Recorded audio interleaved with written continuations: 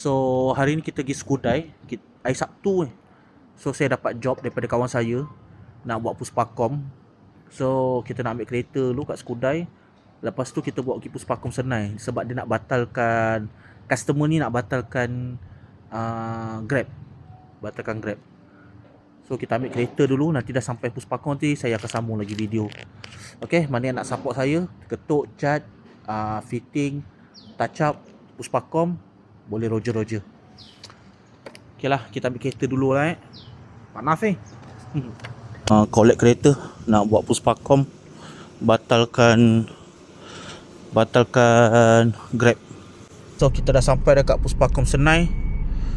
Okay, sekarang pukul 1.30. So kita beratur dulu, pukul 2 baru masuk. Macam biasalah guys. So kita buka dulu tinted.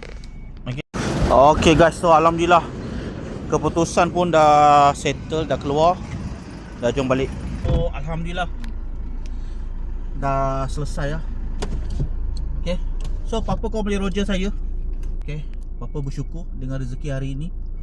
So saya doakan korang dilimpahkan rezeki dan dipanjangkan umur. Mana nak support saya, boleh Roger. Bye, assalamualaikum.